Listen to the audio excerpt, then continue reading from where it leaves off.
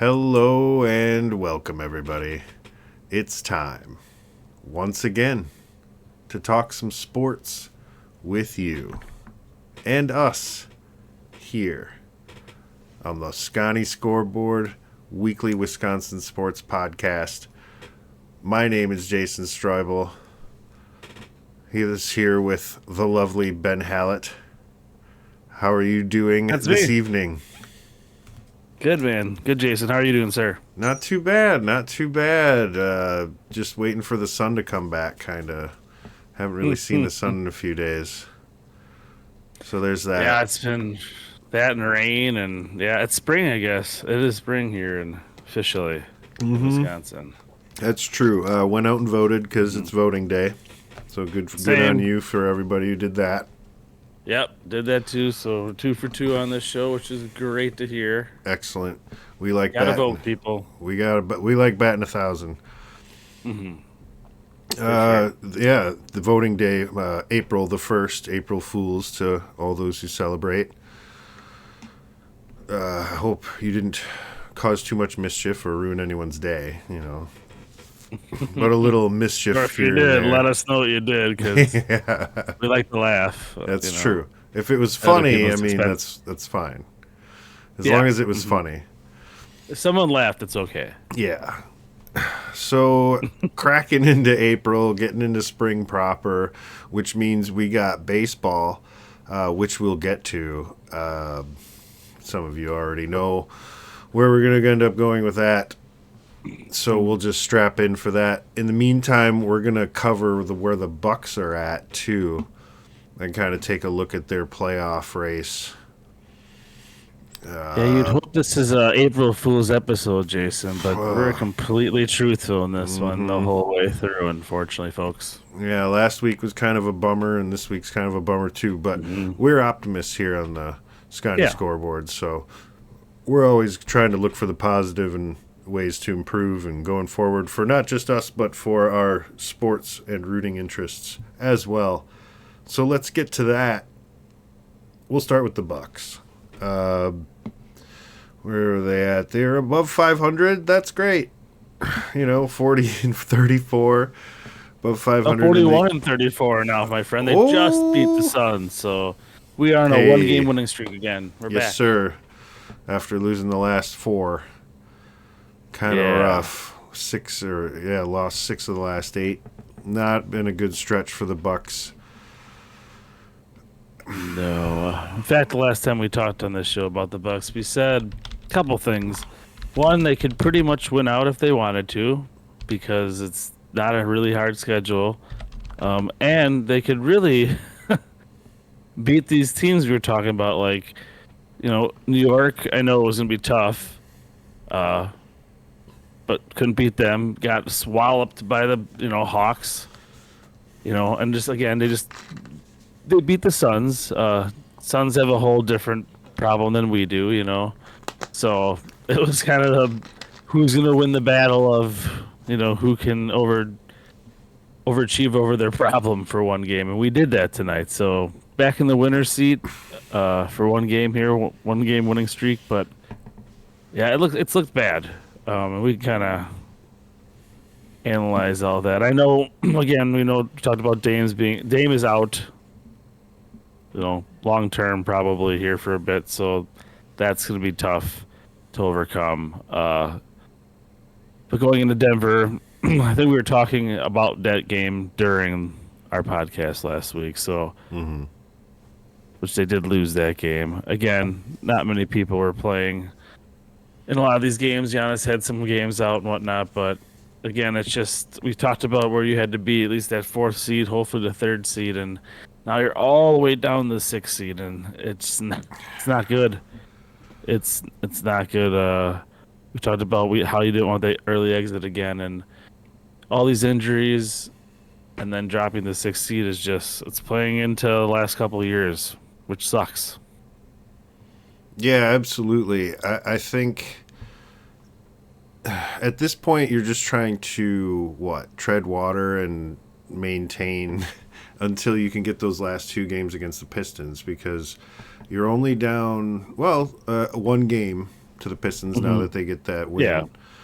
So what you've got Sixers on Thursday, Heat on Saturday, and the Pelicans on Sunday on a 3-game road trip. Those are all winnable games. As bad as the Bucks have been playing, those are all winnable games. The Heat are kind of Bucks killers, but they don't have Jimmy Butler anymore, who is always been kind of the Bucks killer. Yeah, So there's not that threat anymore there as there used to be. no, and the Sixers are just in shambles. The Pelicans are late stage. They're coming back, but they're tanking. You know, they're just, oh yeah, our team's injured. Okay, you know, sure they are. Whatever. We know what you're doing. It's fine. The only people who are pissed are the people whose kids didn't get to see C.J. McCollum play. You know, like, that's it. That's the only people who are mad. True. So it's just the way the NBA is until something changes. But that's another conversation. Maybe we'll have another tanking episode in the off season. But this summer. Yeah, amen. Depending on what happens with Giannis. But anyway, then they come home. The Bucks do. They come home. They get the T-Wolves. They get the Pelicans again, and then they get. They spend the weekend playing against Detroit for a couple of games after that, and that's the end of the season. So, winnable games. The T-Wolves, talented team, but not playing well this year. The Pelicans are the Pelicans, you know, they're tanking. They don't want to win the games. So the Bucks should damn well be able to win these. The Sixers, who knows? The Heat, who knows? You could even lose those 2 games because I think the Pelicans are trying that hard to lose right now. I would like to see them between the Sixers game, the Heat game, and the T-Wolves game. I'd like to see them win 2 of those and see what they get into good position for those last 2 games against Detroit. I just think they need to keep their head above water till those last 2 games, and they can sneak into that 5 spot and get that first series in Indiana. Yeah, Bobby Portis does come back against Minnesota on the 8th of April, so that's something. To get him back. But yeah, you got to get as healthy as you can, and like you said, you got to get hot at the right time. And those last 2 games against Detroit could be huge. They could be 5 or 6 seeds, and that could make a huge difference on who we're going to play. So, absolutely, we got to do it and not drop down to the play-in. I do not want to deal with the play-in tournament. You know what I mean? No way. I know we're pretty far out of it right now, but yeah, it's just we're hovering around there. I never thought we'd be even close, so it's weird to see. Yeah, I mean, they're 4 games out of that. Is it 4.5 now with the win? Yeah, I think 4.5 now. Yeah, so I think they're fine as far as the play-in tournament. They'd have to really crap the bed.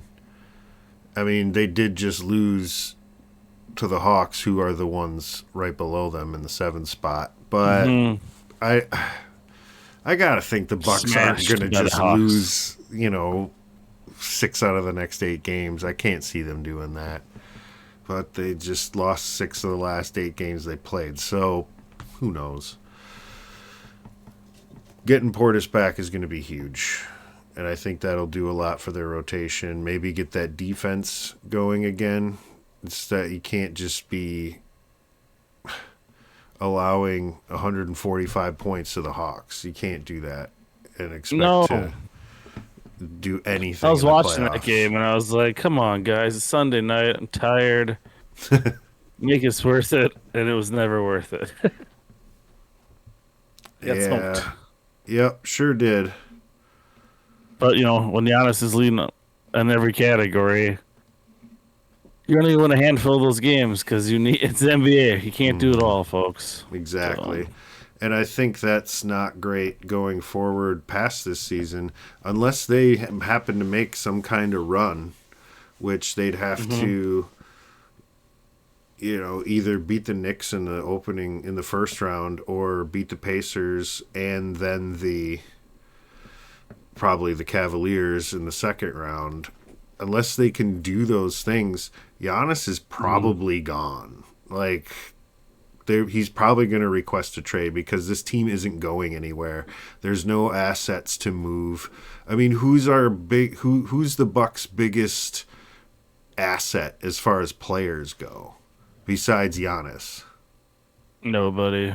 Like, nobody with any real trade value. Yeah, they're good role players and they're good for this team, like guys like AJ Green and stuff, but they're not going to get it. You're not going to get anything for them. And the Bucks have no picks until, like, I don't know, 2060. Yeah, something like that. They lost all that stuff with the Dame move, and it didn't work out. So this is what we're looking at. Yep. So hopefully, yeah. I mean, I hope he sticks around because it's kind of his mess too. So he wanted Dame. He wanted Dame, and this didn't work out. And I mean, yeah, you leave, great. I mean, in a way, it's bittersweet. I mean, he leaves, we get something back in return. Is it going to be a championship team? Probably not. But if he stays, we can't get anybody around him. Is that a championship team? Probably not. So it really doesn't matter. What we look at it, I don't think. I think what the Bucks would get back for Giannis is, young role players and draft capital. I think would be the most important thing. Get control of your own draft at some point because they have none. They have no control over it right now. True. So hopefully the Bucks can pull through and kind of make some noise because right now they're limping. They're limping pretty bad. So keep an eye on that. They could easily win these 7 games. They could. Yeah, I really think 2 things need to happen. Is like Kyle Kuzma needs to step up. If we get rid of Middleton, like I need you to be close to Middleton. Like somewhere in there. Like I feel like he's very flashy and he's going for all these shots, but most of them don't fall. And it's like that has to start happening because again, why are you here? And the fact that it sounds bad that you didn't play well in Washington because you just want to be there and like you want to be here, well then prove that you can play basketball. You know what I mean? Like you need to step up. You need to do better than you're doing. I'm sorry. Other thing is I think Kevin Porter Jr. needs to start. In all honesty, he needs to be in that starting 5 somewhere. He's been great off the bench, but like we can take out a Taurean Prince or something like that out of the way and put him in there for right now, especially Dame's out. Put him in there in Dame's spot or something because he's been phenomenal. And again, he's that spark we need. He's like the energy we don't have right now. And when he does come in, like in the Atlanta game, they came back pretty close for a while there because he brought him back in there because of his energy off the bench in the 4th. I think he had like 12 points or something like off the bench in the 4th or something, or between the 3rd and 4th, and it's just that spark like gave the Bucks something. I'm like, that's what we've asked. He's doing everything that we're not usually doing. So the guys we have can do it. It's just, will they do it? I don't know. They gotta step up. We gotta change. Doc Rivers needs to look out of the box. Like again, he's like showing his age. He needs to like change something, right? Something needs to change. It's not working. Got to do something. So, yeah, maybe Doc's the problem. This does seem to happen to like every team he runs. That they're like good on paper. What's that? Except the one he won a championship. Oh, okay. But that was the first one. Yeah, everything else has been downhill. That had like 2 Hall of Famers and Rajon Rondo. 3 Hall of Famers. Wait, Rajon Rondo Hall of Famer? No, Ray Allen, Paul Pierce, Ray Allen are all Hall of Famers. Ray Allen. Forgot about Ray Allen. Yeah, and Rajon Rondo. He's like the 3rd, 4th best guy on that team. Like that team was crazy. That team, I think, won a championship despite Doc Rivers instead of because of him. Like and I hate to say that, but like look at the guy's history. Like They build these like really talented teams, and they're good on paper, and they always kind of underperform, but they do well enough where you're like, okay, they're still a contender, sure. And then they always seem to crap themselves. Like, it's just, Yeah. I'm just not It's buying true. the Doc Rivers show. I just can't. I think that's part of the I haven't problem. bought since we won. I haven't bought pretty much anything the Milwaukee Bucks have done. If I want to be honest with you, Yeah, that's fair. player movements, coaching changes, all of it has just been panic. It's been like, what's happening? Hit the button, and then it's just like, make the change now. I'm like, wait, what? You didn't think about it. It happened. We're done. Like, oh wait, what, was that good? Was that smart? No, so far it hasn't. Drew Holiday being gone is not smart so far. It has not produced nothing different. Well, I mean, sorry, it's produced the worst thing you could possibly have. It's put us backwards since he's been gone. And like I said, Dame's a great scorer, but we need that defense. And Drew was that lockdown guy, and he goes to Boston, wins the championship, and might win another one with him. And then getting rid of Adrian Griffin to Doc Rivers, 25 games in, and he has a winning record and everything. For what reason? I don't get it. For Doc to just kind of, I think he had a losing record in the second half. Like he didn't. I think he lost more games than won more games. Yeah, Than that they first. didn't. They didn't look any better with Doc Rivers than they did with Adrian Griffin. I didn't It get looked that worse. either. It looked like they were So starting to slide, and then they were like, "Boom, Adrian Griffin's gone," and then they just continued to slide. That's how I remember it. yeah, and then like this, like it was enough of the whole like Dame and Giannis have to play together. They're professionals, guys. They can figure this out. Like if it's not gelling, I don't know when I didn't know if it was gonna gel or not. And again, it was looking better finally. But again, was that Doc not making that work, or like there's things that we don't know about, obviously, but they're really weird question marks to me because what was happening? Like why is this team in such shambles? Which again, like you said, on paper, we should be fine. We should be good, and we're just not. So, and it's again, we have to win these games, or else it's just gonna look bad. And then again, what's the postseason's just gonna be a waste of time before we even get there. Which I don't want that again. No, that's where we did that already, and then So many times. like as fans, we did that already, and then the Bucks finally win a championship. We're like, ha ha, and now we're doing it already again. It's I don't not. want another 50 years. I don't want another 50 years for another championship. Like, I don't. I they can't mean, do that. it's at least not to contend for one. I mean, they've been Yeah. quote contenders, but they haven't actually contended for a championship since they won one. So Contending's such a bullshit thing, honestly. Like, people, I mean, like, we can, like, there's so many teams in all these sports that have been contending and they don't win anything. It's just like, what is this contending anymore? It's like, if you win one, and then you should be getting considered you're contending because you got there and won one. You know what I mean? Or at least got there. There's yeah, too many teams that just are on paper is contending. Like 8 teams are in contention. Like why is there 8 teams? It doesn't make sense. yeah, Like this year the NBA is very clear. I feel like like it's like Oklahoma City, and it's like Cleveland, Boston. I mean, you get the Rockets out there too, but like it's very distinct. It's I'd gonna say be the a lot higher than Warriors maybe. other year. Yeah, I mean, I put four. I could pick four teams out of the West if I really had to, and then just the 2 teams out of the East. So it's like 6 teams total, Yeah, roughly, that I feel like that could really win the championship. But other years, it was just like everybody was contending. Like especially in the West. The West, if you had even a winning record, you were a contender because it was so tough in the West years and years ago. So, but yeah, I just feel like it's a lot more locked down than it was before in the NBA, which is good yeah, because then they'll have more surprise. I feel like if someone is going to take out one of these giants. yeah. I suppose you can't have upsets without favorites, right? Yeah, amen to that. Amen to that. Yeah. Well, I liked it better when the Bucks were favorites. So Yeah. let's get back to that. Start winning some games. Bobby Portis, get in there next Tuesday. Whoop some ass.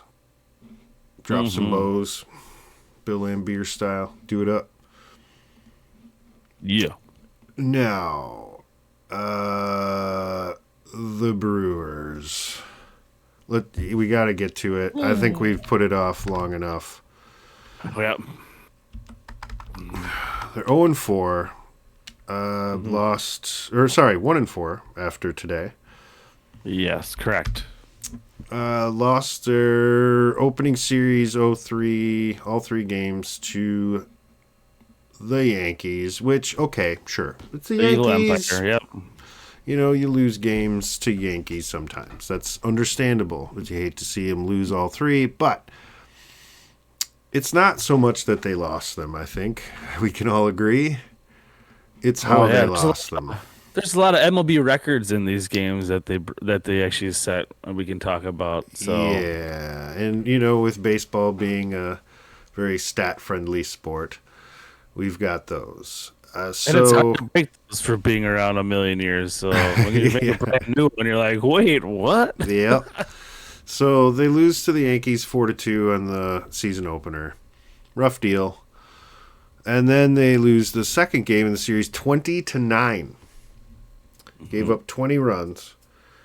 And then that's record was broken. Yeah, right. I said 2-0, 20. And then they go out the next day and give up 12 more runs, losing 12-3. Want to talk about the 20-9 game though? Couple things. Let's talk about this series a little bit. Okay, so let's start game 1 just because why not? Let's break it down. So game 1, you know, Freddie Peralta's out there. He's our ace usually the last couple of years, and he's been good. But again, Austin Wells, first catch again, Yankees history, first catcher ever to lead off in a Yankees uniform, let alone on opening day. So that's crazy. And then again, he breaks a new record, hitting a home run, leading off on opening day.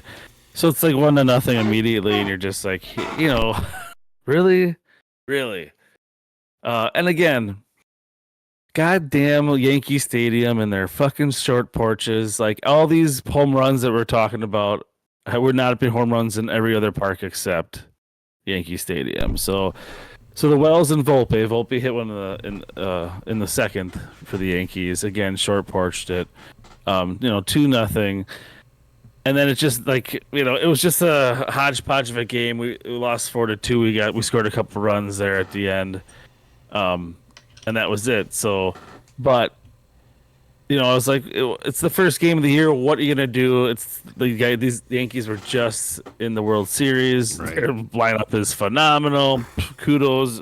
We only lost 4-2, you know, not terrible. So I wasn't terribly mad about that game. But the next game, so 2 records were broken in this game, 20-9. The first one was Nestor Cortez, who was a Yankee last year. We traded Devin Williams for Nestor Cortez. Nestor Cortez is a very good starting pitcher. His new record now that he has in the major leagues is he had his first 3 pitches of the game were 3 straight home runs, which has never been done. So right away it's 3-0 after 3 pitches in the first, bottom of the first. And again, you're like, how we're down again? You know, whatever. We can come back. It's 3-0. Yeah, it's nothing. That's 4-0 in the first. You're like, okay, another home run. Like, what is going on here? Like you said, 20-9. The Yankees hit 9 home runs. That is a major league record. That's never been done. So, well, you know, why not? And again, for just the Brewers lost, but if you in 99.5% of all baseball games, if you have 9 runs and 13 hits, and the other team has 5 errors in the game, you win that game. Mm-hmm. Pretty much no matter what, and you lose 20-9, and they only had 16 hits for those 20 runs. So we're walking people all the time, and they're just pumping them out. So again, starting pitching for these Brewers has been the issue because a lot of them are all hurt. Yeah. Right now, and we're throwing people in there who have never pitched, never pitched in the major leagues, never started a game in any capacity in the pros. So because we're having these bullpen games, like, especially these last two games at home that we had. So yeah, Nestor Cortez giving up those 3 pitches, 4 home runs in the first inning against his old team. We're just like, oh god. And then yeah, on Sunday, 12-3. Aaron Judge. Okay, Aaron Judge also was kind of funny in the fourth inning when he was up, or third inning when he was up. In that second game, he already had more home runs and more RBIs, or more runs and more home runs than the Brewers team combined by himself. And it's just like, oh god, like, is this how our season's going to be? So yeah, the Brewers now have collectively in those first 3 games given up 36 runs and 15 home runs. It's horrible for 3 games. And the problem's pretty obvious. Like, they have 6 starting pitchers on the injured list. That's an entire rotation. That is an entire pitching rotation on their rotation. What's that? It's even more than a rotation. It's +1. It's like and 4 relief pitchers on the IL as well. So that's, if you don't have major league pitching, you're not going to win games. That's just how it goes. So a lot of these guys I'm seeing are on the 15-day list. For at least the starting pitchers. Woodruff has to do some minor league starts. Quintana's finally going to do some minor league starts. So there are some guys that are going to be coming back sooner than later, but thank God it's 162 games, because it feels like any other sport, these games would matter huge, like. And they do still. But they will, yeah, they can in the long run, but it's just, we're not last in the division anymore for right now because we had that one win tonight, but it's things got to change. Those pitchers got to start coming back and having some success, because this is not working. Especially, you have your home opener, and again, 11-1, you get routed again. You're down 3-0 immediately again. You're just like, what is going on? It's pitching. And then our mentality, the Brewers, the last couple of years, is small ball. We don't hit the home runs to win games. We get on base and run, steal bases, and get in that way. And these games, I think, have gotten so much in their head that we're down 1, 2, 3, 4 runs in the first, that they're like, we have to hit the long ball. Or like, they're swinging out of the fences, and you're like, just stick to the game. It's the first inning. And then we never recover, and then they just keep scoring. And, like, we put in our relief pitchers, and then they're getting rocked. It was just bad. And I hope it's on the up and up. We looked good tonight. Gave up 0 runs. I literally stood up and clapped in my living room when we had 0 runs in the first inning, because we haven't had that all year. We have given up runs in the first every time, so yeah. So hopefully we can figure something out here. Yeah, and that that home opener loss really stings. Especially for you, that big Euchre celebration beforehand and everything. That's the winner for Euchre, and it was like almost, was that a Euchre joke? No, it wasn't. No. He wouldn't have pulled that shit, no. So. Yeah, it was embarrassing, honestly. Yeah, and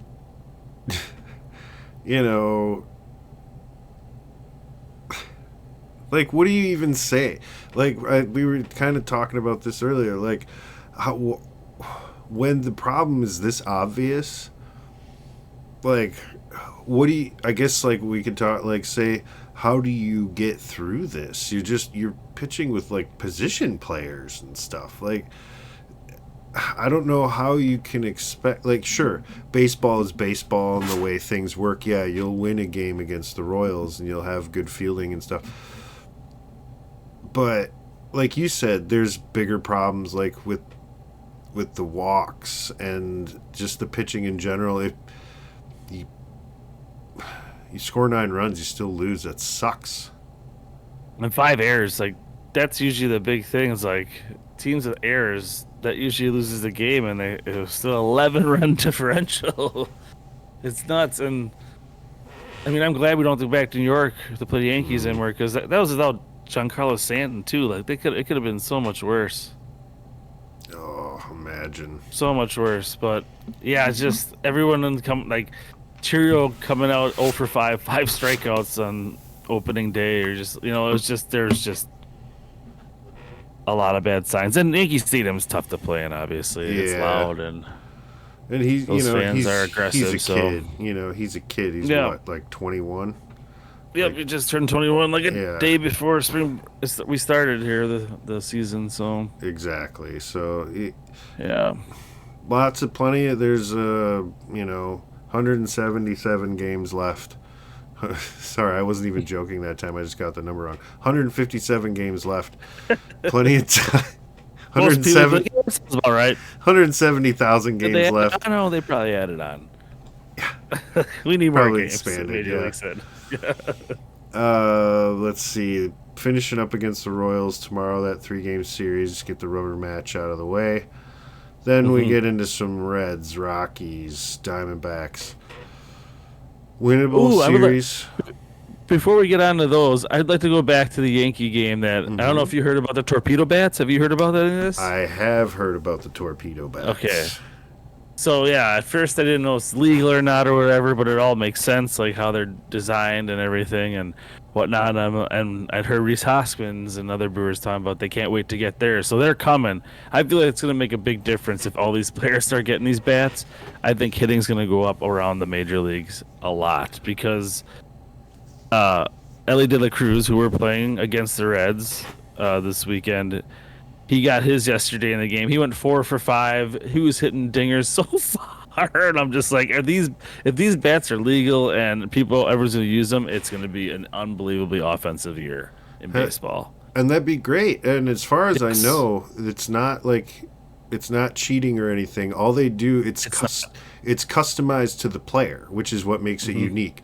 They take them in and they determine where your sweet spot is on the bat, dependent on your swing, and then they taper the end of the bat so that the sweet spot is like kind of like you can see where they want to hit the ball with, and then it's tapered at the end, and I think it takes weight off the bat, and I don't know, it like must just redistribute the weight or something like that, and it just puts all the bulk and power and mass in one spot. So like you hit off that, it's just gonna. I mean, we've seen it. It's just flying off the bat. And it's got to require some level of high level of competency. You can't like just give this to a high school kid. He's going to be hitting that thing.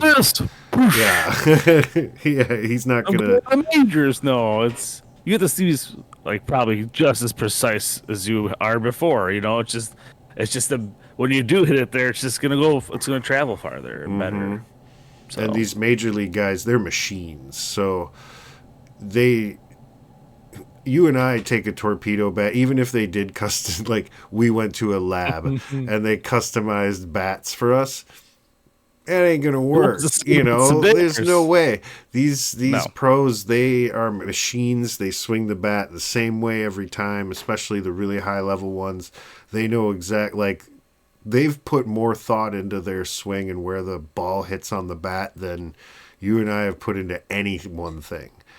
And yes. So for these guys, when they're finely tuned machined and they get this highly unique and customized thing made specifically for them to do this one thing that they also only care about this one thing, it becomes like like the synergy of the parts is greater than the whole. I hope everybody just starts hitting home runs, all these big time hitters. I hope somebody hits 80, like hit 90 home runs. Record books.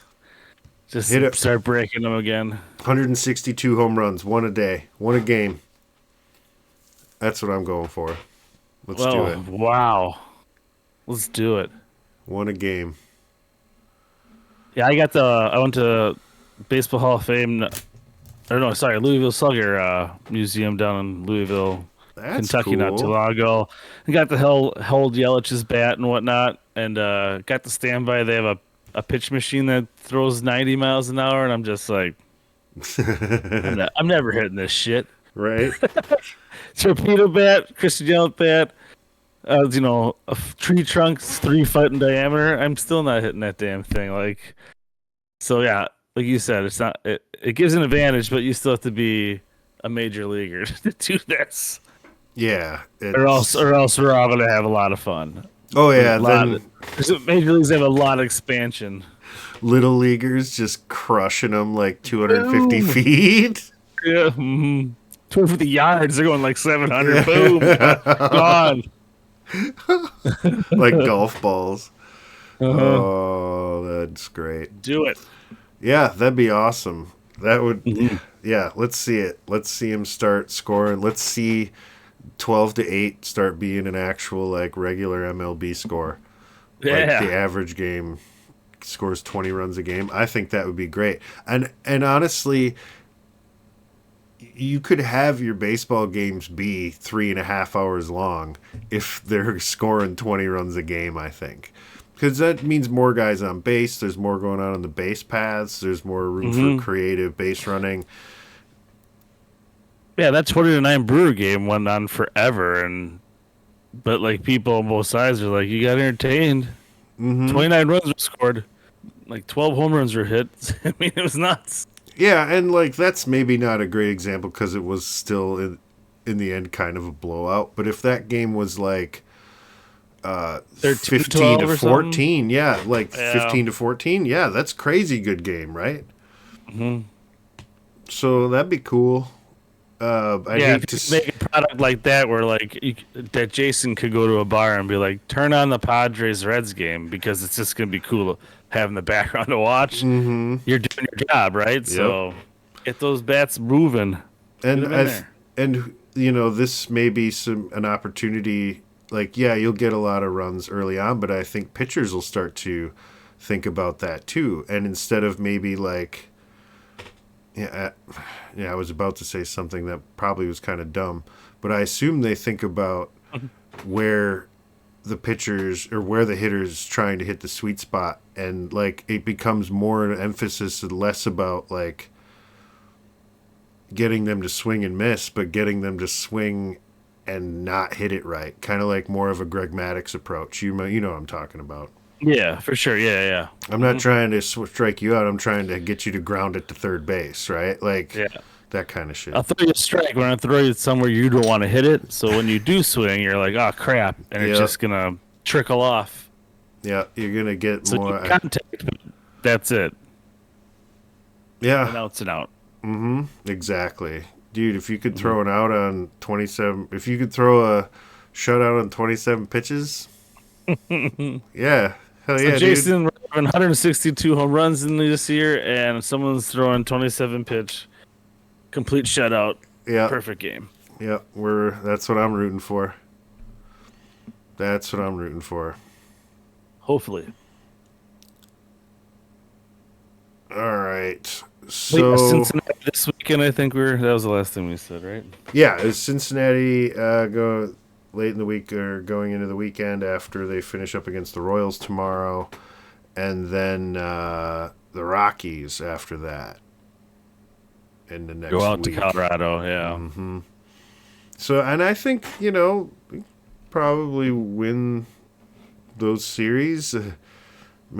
I know, you know what? I can't even say that. Like I'm trying to be optimistic, can't. but without knowing where their pitchers are coming in, I mean, some of these guys are looking like they're not going to be back for at least a week or two. So, I mean, yeah, if you look at like the starting pitching, like what the probables, they always say Peralta, Cortez, and Rodriguez every time, and then there's 2 spots empty every time because they don't know who's going to fill those spots yet. So it's going to be either a bullpen game or all of a sudden surprise Woodruff's back or surprise Quintana can pitch or surprise Ashbury, somebody who has some starting pitching capacity or experience will get in there and be able to help. But yeah, right now it's just those 3. And people are saying they think Nestor Cortez might be a little injured too, but they're not saying anything. And I'm like, yeah, great. So, so they have two technically out there. So yeah, I don't know. Yeah, and that's tough because the home game or home series, 4-game series against the Reds, you'd You really gotta like to take win those. 3 of those. Yeah. Especially Or having just lost. getting the positive again, just get rolling. I mean, oh, it's frustrating. So frustrating to watch this just Yeah, collapse. and even a series out in Colorado, like they're never good. You'd like to win a couple of those, but I don't have any confidence. Like I don't. That ball flies in Colorado too. So get those torpedo bats by Colorado. Mm-hmm. I mean, they could be giving up 10 runs a game in all these games. I don't know. Yeah.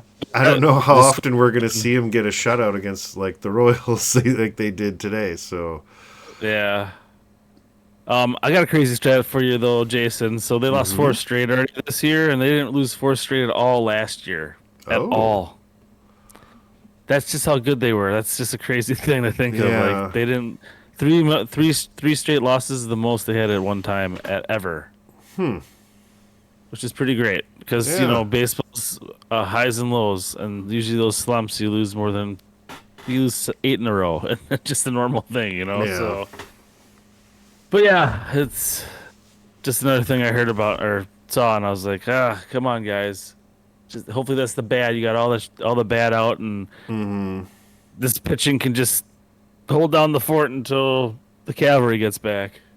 Right. And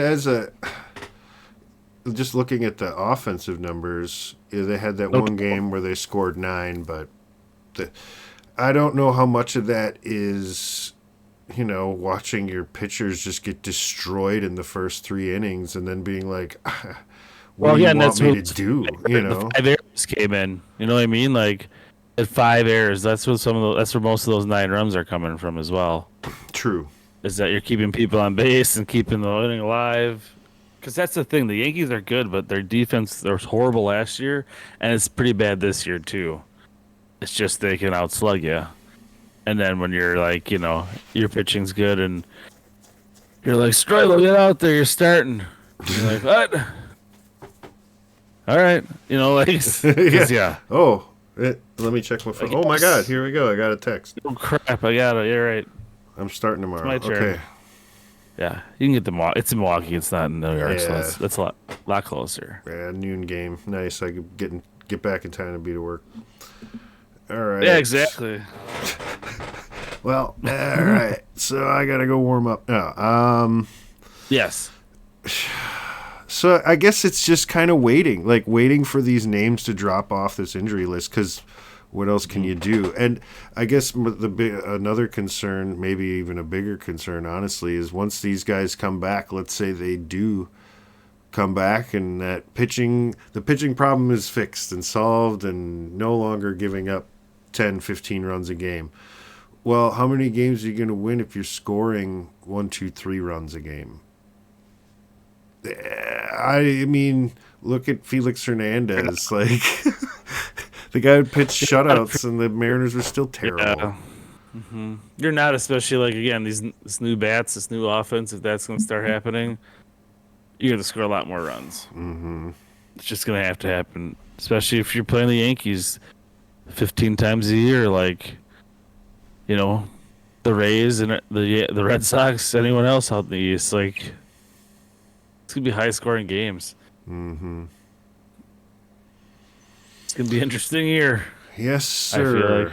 It's not an alarming start. I'm already seeing, headlines saying, is there reason for concern in Milwaukee? Like, reason for concern? Like, yeah. Like, I don't think you're putting that strongly Have you been enough. watching the game? Do you Yeah. pay attention to sports? This is not your granddaddy's 1-4 Brewers team. Like, these guys are getting. Yeah, this is not 84 to 90 or 84 to 2008 Brewers teams here.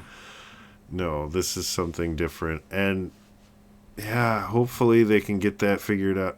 they got a lot to get figured out. I keep saying hopefully they get it figured out, but I mean, where do you even start? I mean, we just saw that Willie Adames' bat is, of course, was going to be missed, but it's really, really missed because that's going to be tough to fill.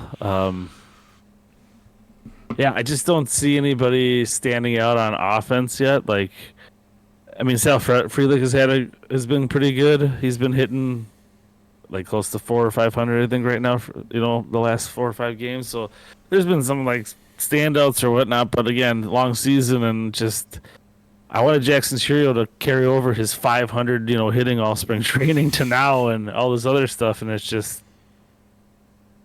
I think coming into all these games down, just mess with their heads, and then the pitching coming in and be like, well, down already. Now I'm down. It's a morality boost when that shit happens right away, and it's happened too much. So like you said, there's just a lot that needs to happen. So, like just like you, I can't really be like, yeah, they can win tomorrow in the Reds series and some of those Rockies games. We're just going to see it's day by day right now. Yeah, literally day to day, whether they can get pitching going. I don't know who's pitching, so it's like that's the biggest thing. Who's pitching today? I don't know. So, I mean, tomorrow we know it's Peralta, obviously, and Cortez is the day after that. But then, yeah, there's that hole. Who's coming in there? So, yeah, and I guess we just wait and see. It's a long season. We just started. So there's plenty of time for this to get figured out. I mean, it's not like the National League Central is particularly strong. There's plenty of room. The Cardinals are always the Cardinals. The Cubs are always the Cubs. Take that for what you will. The Reds and the Pirates are pretty much always terrible. Mm-hmm. Even when the Reds have one of the best players in the league, they're still terrible. Yeah. True. So that's baseball. Yeah. It's kind of a sad episode, but things to look forward to. Yeah. Bucks getting Portis back and the season's closing out against Detroit. It's okay. The slide is okay. It's acceptable as long as they win those last 2 games against Detroit. Get the 5th seed or the 6th seed minimum. Like, do not get in that play-in, guys. Like, no. If I come back next week and we're talking about that, let's just consider it done. Yeah. Unfortunately. Yeah, agreed. And then the Brewers just... I don't want to say it, but yeah. Yeah, and then the Brewers just got to get healthy.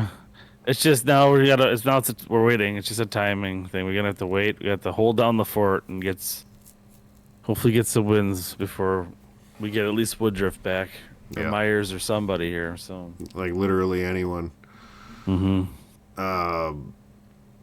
So that's baseball. That's basketball. That's sports for the week.